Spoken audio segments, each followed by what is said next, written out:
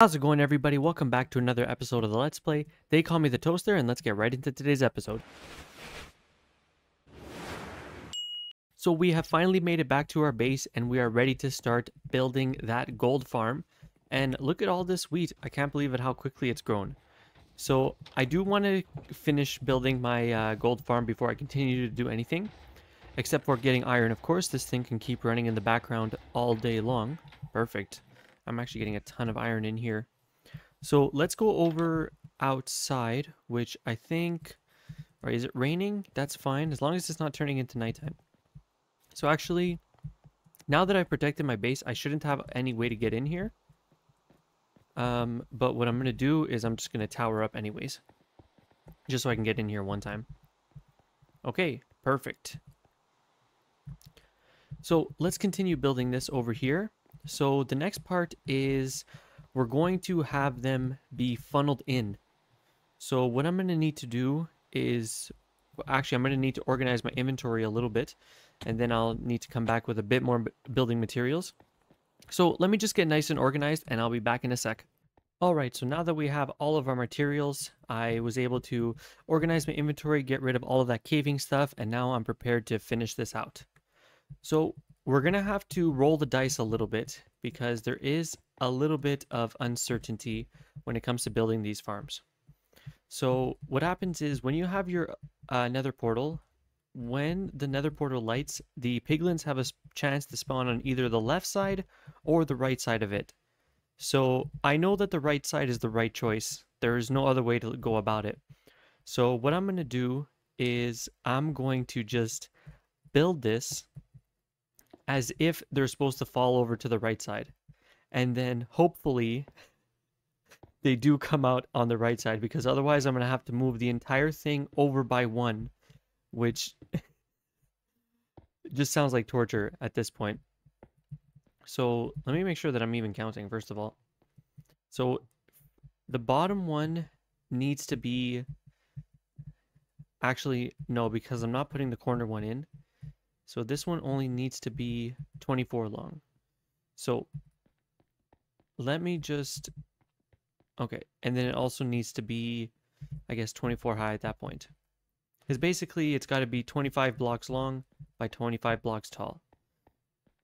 So let me just finish up this portal and I'll see you in a sec.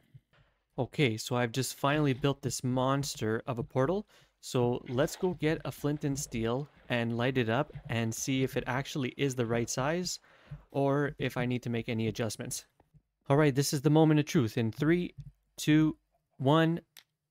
Oh my god, I can't believe it. Okay, let me just fix this 1 second. Alright, so I made a tiny little mistake. Actually, the maximum portal size 23 by 23, that also includes the obsidian in the portal. I thought it meant like the actual portal could be like that, so it needed to be extended a bit. So I have shortened it just by yay much. So let's go see if it's ready to start right now. Oh, perfect. Look at that. If you love that this build is finally coming together, you know what you got to do. You got to hit that like button. You got to hit that subscribe button. I would really appreciate it. All right. So what I wanted to do is just see which side those ones are going to spawn on. So what I have to do is I have to break this portal. And in order to do that, what I'm going to do is I'm going to use a dispenser of water. So the way I'm going to do that is... Well, first I need to know which side are they going to come out of. And I don't want to use any water here just because it's going to ruin all the redstone below. So I think what I have to do is I have to make like a little safe channel for the water to go through. Just like this. And if I block it on this side... Okay. Is this going to work? I really hope so. Maybe I'll just do it really fast. Okay. No, maybe it's gotta like flow into it. Maybe I gotta just extend this out by one. Just like this. How's that? No. Okay. No problem. Oh, one of them just spawned. Okay, so I think what I'm gonna have to do just in this case is temporarily just break one of the obsidian portals. And which side did he spawn on? I guess I can't really know for sure. All right, so what I'm going to do is I'm going to start building the rest of it, which there's going to be a little segment that breaks the portal automatically. So first what I'm going to do is I'm going to get the materials over here that I prepared. Okay, so first things first, there's going to be an observer. This will detect when the portal is created. Then after that, it is going to send a redstone signal behind here, which is going to lead into 2 pieces of redstone. One with a repeater with no delay, and the next one with a repeater of 3 delay.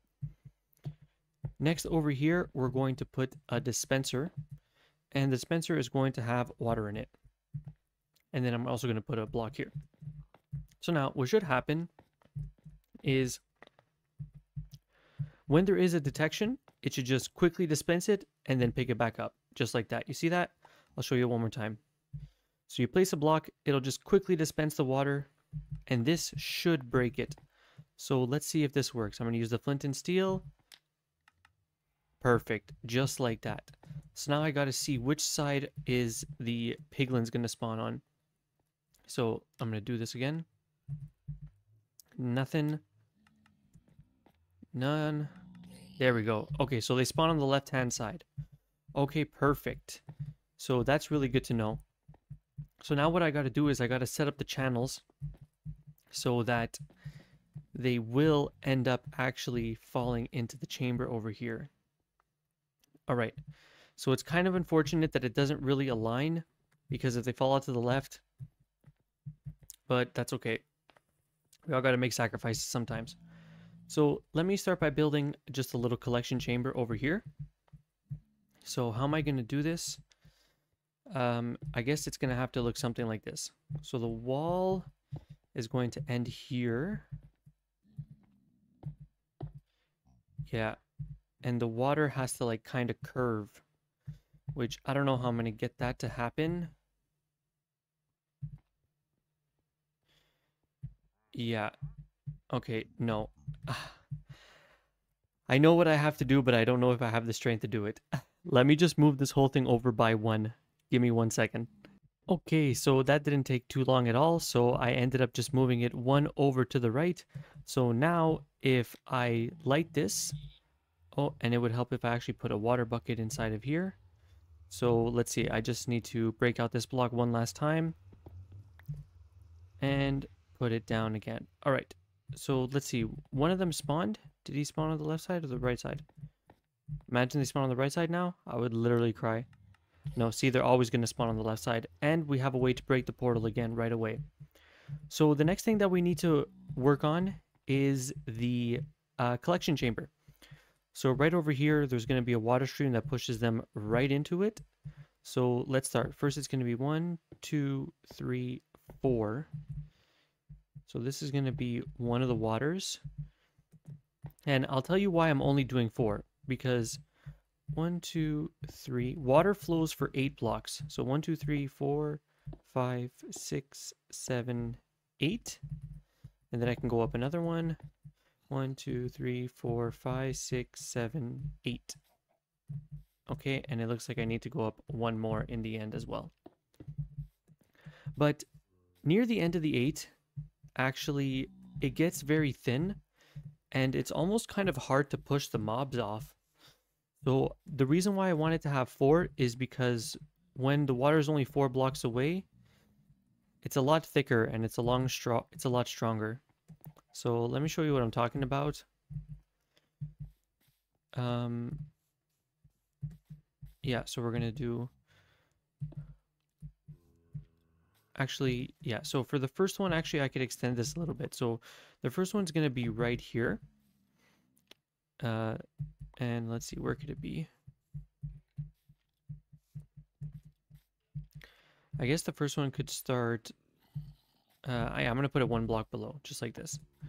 So it's going to be 1, 2, 1, 2, 3, 4, 5, 6, 7, 8. Yeah, I'll just keep it like this just for simplicity's sake.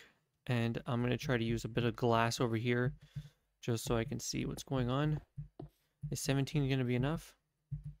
No, definitely not. So I'm going to save the glass more towards the end. So we're going to have a water like this.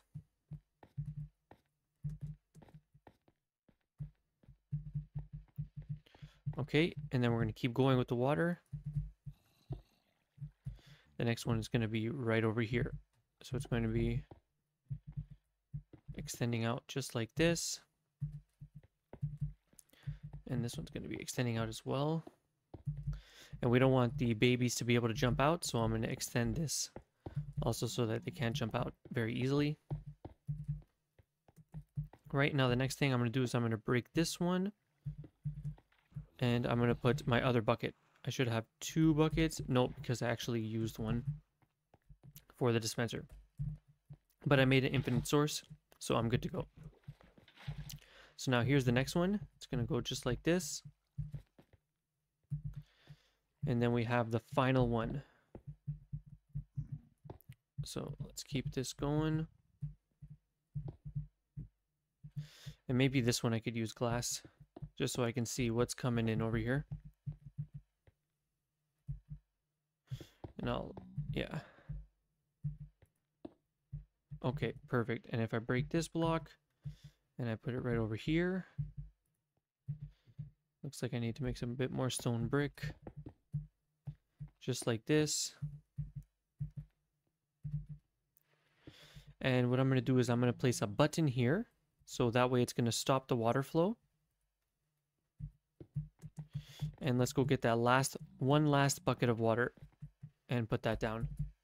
So it looks like it is becoming nighttime, and I don't want to be out here during the night, but I just want to make sure that this works. There we go. Perfect. And it's going to push them in. Okay. So let me quickly switch this to daytime.